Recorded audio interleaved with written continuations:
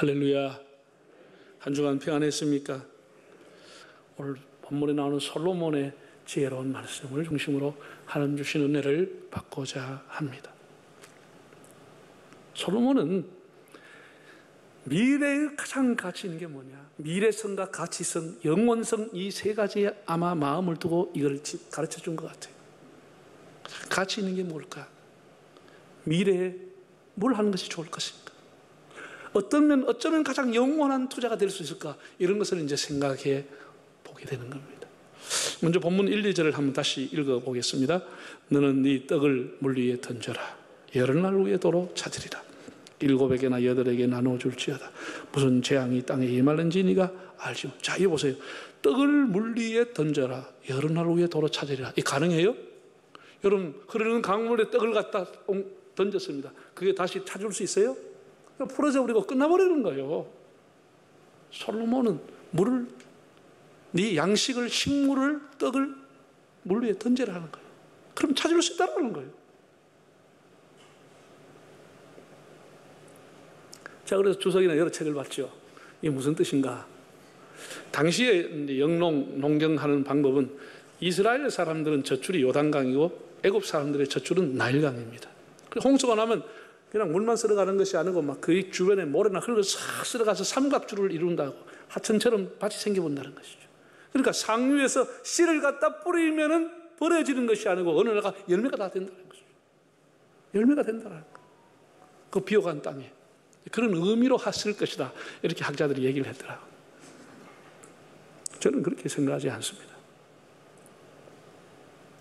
오늘 여기에는 굉장히 중요한 하나님의 비밀이 들어있다고 생각하고 그 이하에 읽어보면 이런 말입니다. 2절에 연결되는데 7이나 8이나 재앙이 오기 전에 이거 나눠주라는 거예요. 그럼 1절과 2절은 다 연결되어 있는 나눠주는 얘기를 지금 하고 있다고. 나눠주는 얘기를.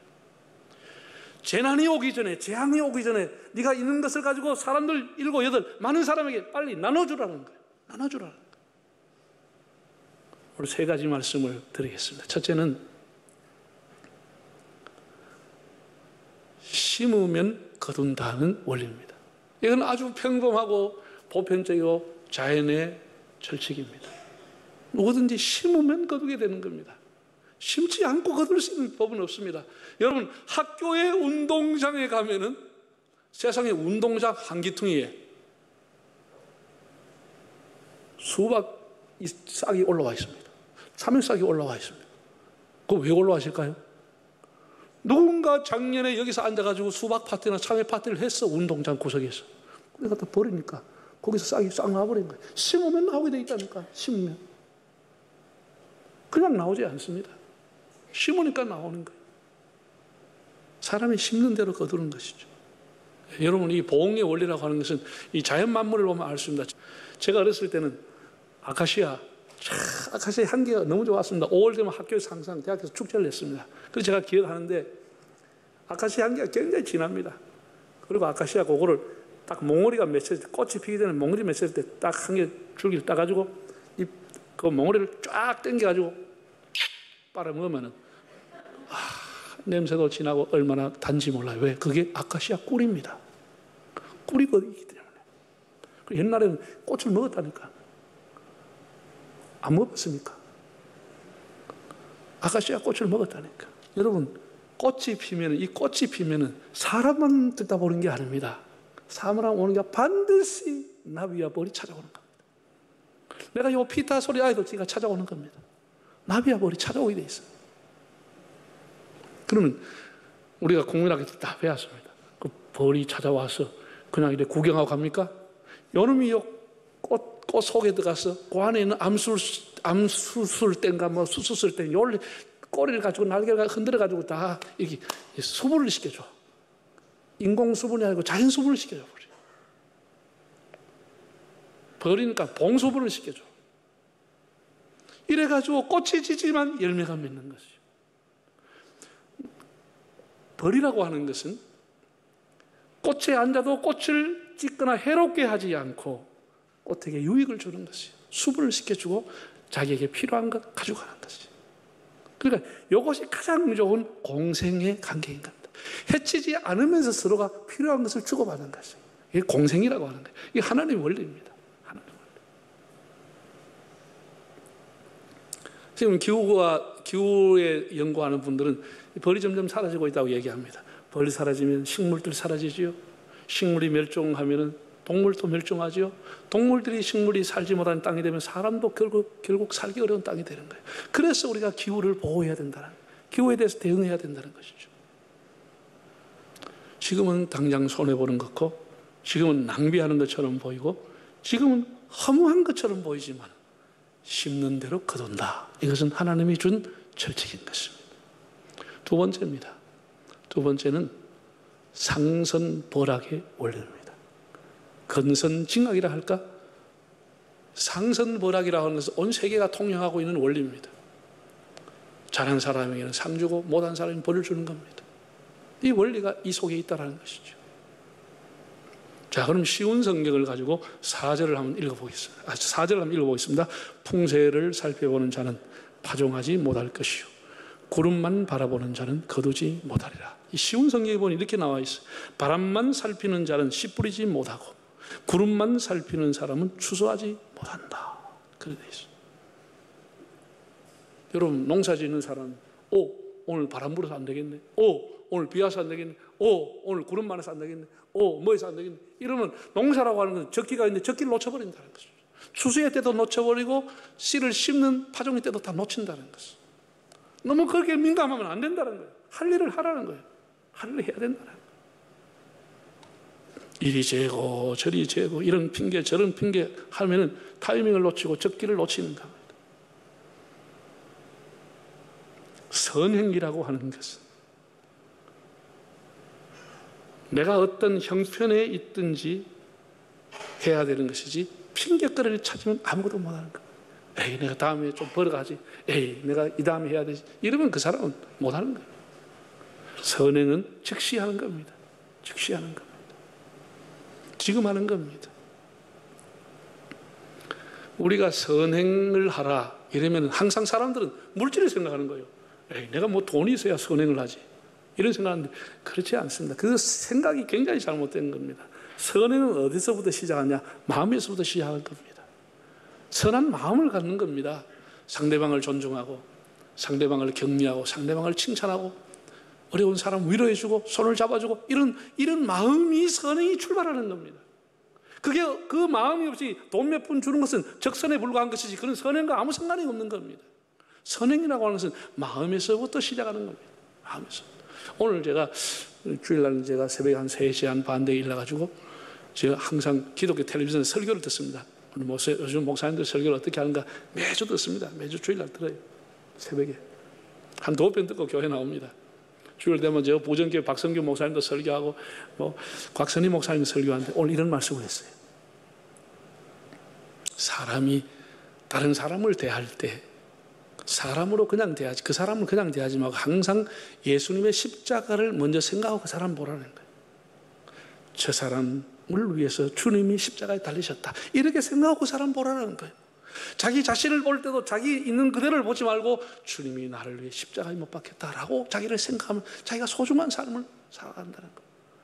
주님을 먼저 생각하고 저 사람 보면 저 사람 못 배웠다, 저 사람 가난하다 그게 아니고 너무나 귀한 사람이라는 거예요. 저 사람을 위해서 주님이 십자가에 못 박혔다. 이렇게 생각하고 사람을 대하라는 거예요. 너무 참 귀한 교훈이라고 생각합니다.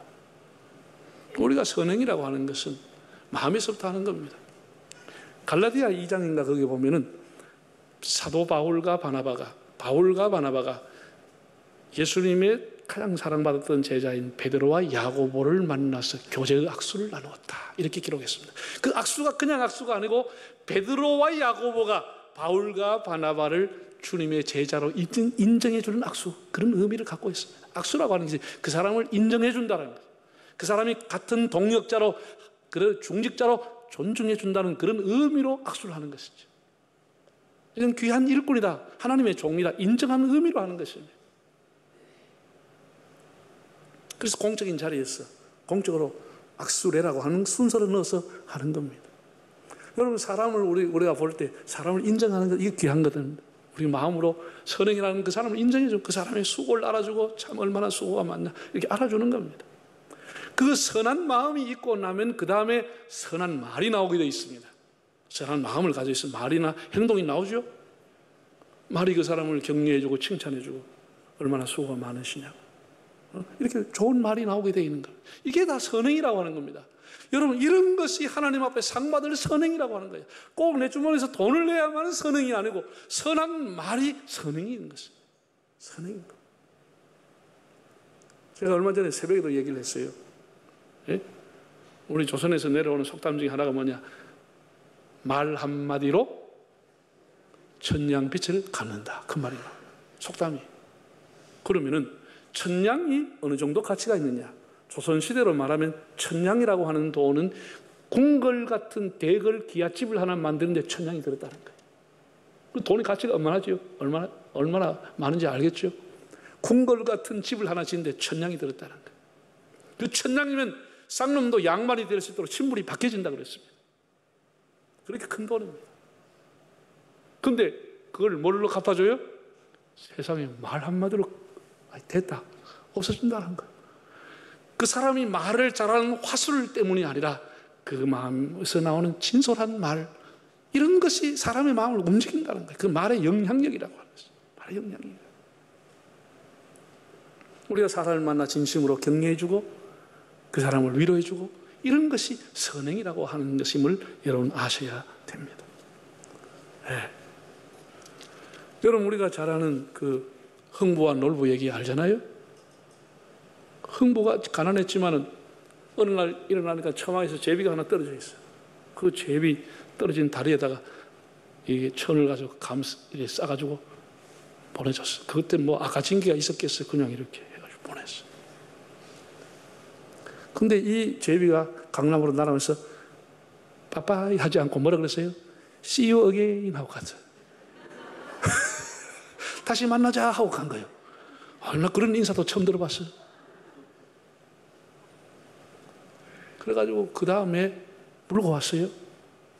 뭘 물고 왔어요? 박씨를 가왔어요. 그래가지고 이 박씨를 줬네.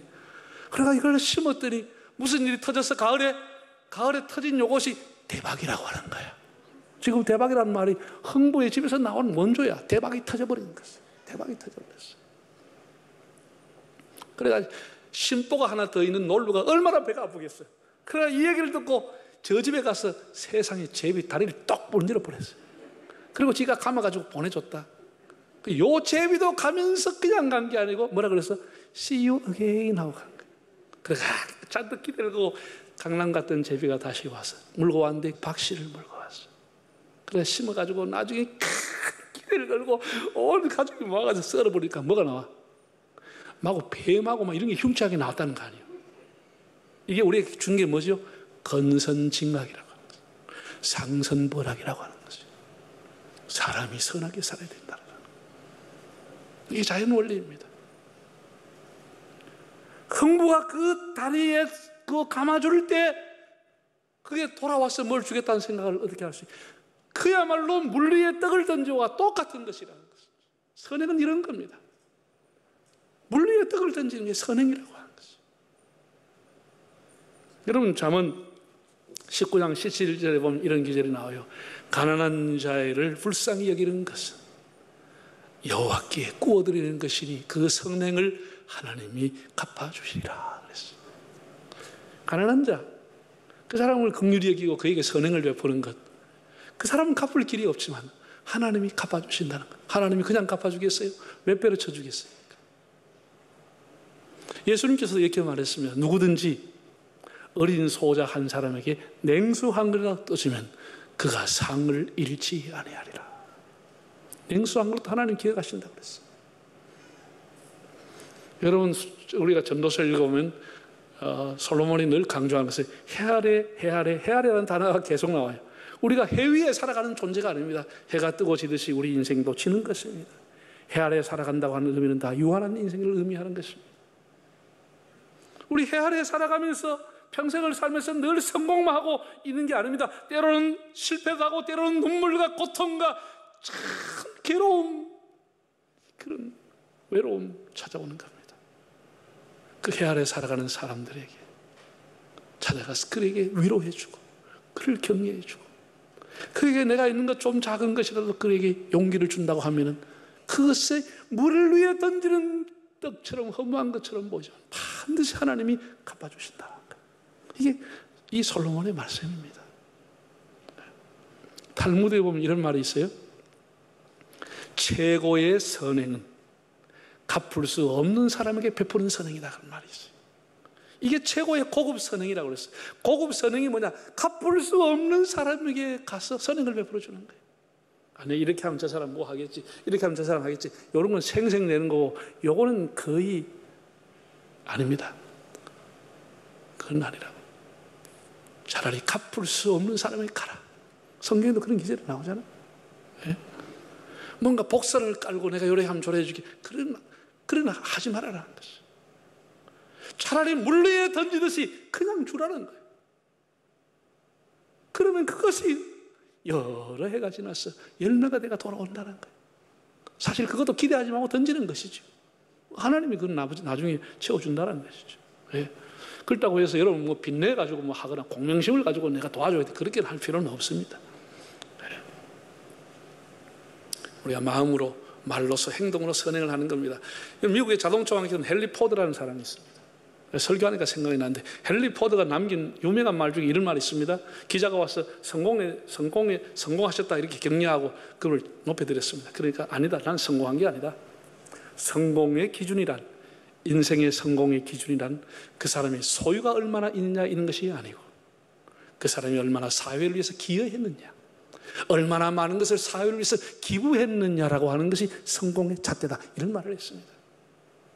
자기는 40만 불까지밖에 지금 못했다. 나는 40만 불짜리에 불과하다. 이런 얘기를 했습니다. 수많은 돈을 가지고 있는데 기부를 나는 40만 불까지밖에 못했다고 하면서 사회에 기여하는 사람, 기부를 하는 사람이 그 사람이 성공한 사람이다. 이런 얘기를 남겼습니다. 여러분, 자, 그럼 이제 성경 기절을 한번 찾아볼까요? 디모데 전서 6장 한번 읽어보겠습니다. 선을 행하고 선한 사업 많이 하고 나누어지기를 좋아하며 너그러운 자가 되게 하라. 이것이 장래 자기를 위하여 좋은 터를 쌓아 참된 생명을 취한 것이니라. 오늘 임직을 받는 여러분에게 다시 건면합니다. 선한 일을 힘을 쓰십시오. 선한 사업을 힘을 쓰십시오. 나누어주기를 좋아하고 너그러운 자가 되십시오.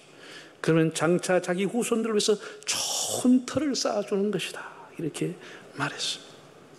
이것이 하나님의 상선벌학의 원리입니다. 마지막으로 영적인 원리에 대해서 말씀을 드리겠습니다. 여러분 가족들 중에 예수 안 믿는 이제 부모님이나 뭐 자녀나 이렇게 배우자나 이런 사람들은 여러분 교회 나오면 뭐라 그래요? 아, 이거 또 미쳤다, 미쳤어. 그 많은 시간 뭐 달라고 교회가 엎드려가지고 새우그들에 잠도 안 자고 사람 잠 다 깨우고 말이지.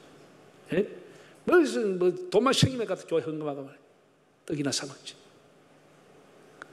그런 소리 들어봤어요, 안 들어봤어요? 예? 저는 하도 많이 들었습니다. 저는 많이 들었어요. 그 사람들 생각이 뭐예요? 다 헛된 짓 한다는 거예요. 헛짓 한다는 거예요. 시간 낭비고, 그 물질 낭비고, 차라리 이웃 사람, 가난한 사람 도와주면 고맙다 인사를 하듯이 교회 뭐 달라고 갖다 주나 말이에요. 그런 사람 꽤나 많습니다. 여러분, 우리 기도의 생활이 헛것입니까? 헛시간입니까?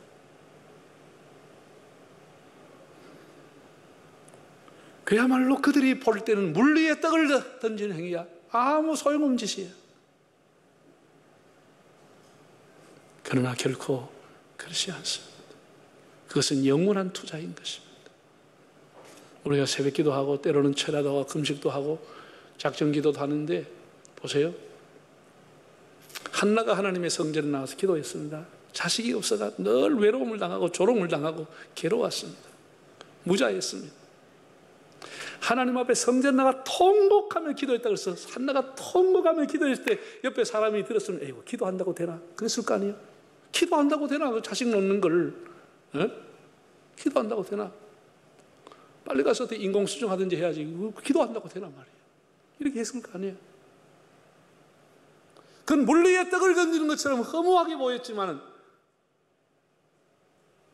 하나님은 한나의 기도가 땅에 새지 않게 하시고 1년 후에 아들을 주었습니다. 그 아들은 평범한 아들이 아니고 이스라엘의 사사시대 캄캄한 시대에 빛을 하늘의 별처럼 바라는 사무엘 아들을 주었습니다.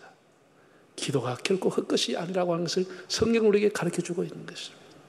기도가 헛것이 아니라고 하는 것. 지금 보면 물 위에 떡을 던지는 것처럼 보이지만 그렇지 않다고 하는 것입니다. 여러분 헌금 생활이 물 위에 던지는 빵이에요? 그렇지 않습니다. 사람들 보기엔 다 헛짓하는 것처럼 느껴질 수 있습니다.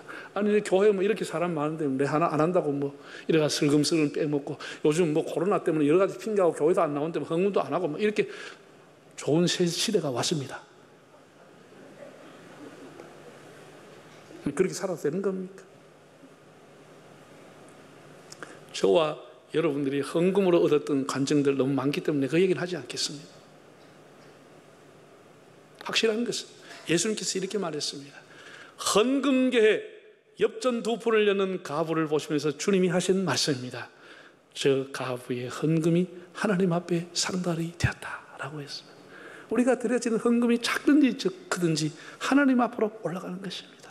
하나님이 기억하시는 것. 하나님이 기억하는 것. 참된 털을 쌓아주는 것입니다. 사람 보면 다 헛짓 같지만 그렇지 않다라는 거예요. 그렇지 않다. 여러분 우리가 전도하고 선교하고 복음 전하는 것 다 헛것처럼 보이죠? 그렇지 않습니다. 1882년에 윤치호 선생이라는 분이 집이 좀 부유했던 모양이에요. 일찍이 지금부터 130년 전에 미국 가서 유학을 했습니다. 일제시대 때 미국 가서 공부를 하시고 이분이 교육학 석사학위를 받았습니다. 그래서 한국으로 이제 귀국하면서 짐을 다 붙이고 이제 뭐 이제 비행기 티켓 다 하고 짐을 다 기숙사에 짐을 정리했는데 지갑에 돈 200불이 남아요. 200달러가 남아요. 여러분 여행 다 하고 난 뒤에 200달러 나면 뭐 해요? 공항에 와서 선물 사겠지. 쓸데없는 선물이라. 액세서리 사겠지. 집 오면 쓸데도 없는 거. 그런데 이 200불 굉장히 큰 돈이에요. 그 당시에 200불을 이 윤치호가 기도하고 그 미국 가서 감리교 교인 된 거예요. 기도하고 감리교 본부를 찾아간 거예요. 남감리의 본부를 찾아갔어. 200불을 주면서 저는 조선에서 와서 공부하고 이제 돌아가는 사람입니다. 제가 이제 모든 것을 다 남은 것 티켓팅하고 난 뒤에 남은 겁니다. 헌금으로 냅니다. 우리 조선 땅에는 선교사가 아무도 없어 복음이 전해지지 않았습니다. 작은 것이지만 헌금합니다. 우리 조선 땅을 기억해 주십시오. 이렇게 선교 본부에 가서 얘기하고 윤초가 돌아왔습니다. 그로부터 3년 후에 1885년 4월 5일 감리교의 선교사 아펜젤라가 장로교의 선교사 언더우드와 함께 한국 땅을 찾아오게 되는 겁니다. 복음을 전하러 오는 것입니다. 그는 물 위에 빵을 던졌지만 그것은 수많은 것으로 돌아오게 된 것입니다. 이것이 하나님의 영적인 원리라고 하는 것입니다. 사랑하는 여러분, 사랑하는 인직자 여러분, 불확실한 시대입니다.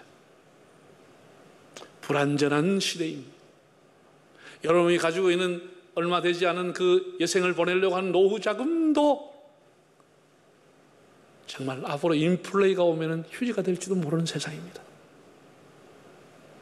그런 세상 안 와야 되겠지만 불확실한 세상입니다. 모든 것이 예측이 불가능한 시대입니다. 해 아래 모든 사람이 열심으로 살지만 해 아래 사랑은 다 헛것이라고 했습니다. 헛것인데도 헛것이 아닌 게 있고 불확실한데도 확실한 것은 솔로몬이 물 위에 떡을 던지는 것이라고 가르쳐줬습니다. 이게 불확실한 것인데 확실하다는 것이죠. 물 위에 떡을 던지라. 선행을 하라는 것입니다. 오늘 제가 3가지 말씀을 드렸습니다. 첫째는 무슨 원리? 설교 다시 할까요? 네? 첫째는 무슨 원리? 심는 대로 거두는 원리. 두 번째는 상선벌악의 원리라고. 이게 다 보편적인 것입니다. 보편적인 것. 이것도 그때마다 물 위에 던지는 것처럼 보여도 그렇지 않다는 거예요. 심는 것이나 선한 일을 하는 것, 물 위에 던지는 것처럼 보이지만 그렇지 않다는 거예요. 마지막 3번째는 무슨 원리? 영적인 원리, 신앙의 원리라고 하는 거예요. 하나님 안에 있는 것은 절대로 헛되지 않습니다. 마지막 성경 기절을 읽고 마치겠습니다. 우리 주 예수 그리스도로 말미암아 우리에게 승리를 주신 하나님께 감사하노니 그러므로 내 사랑하는 형제들아 견실함에 흔들리지 말고 항상 주의 일에 더욱 힘쓰는 자들이 되라. 이는 너희 수고가 주 안에서 헛되지 않은 줄 알미니라. 주님 안에서 절대로 헛되지 않으니까 더욱 힘쓰라.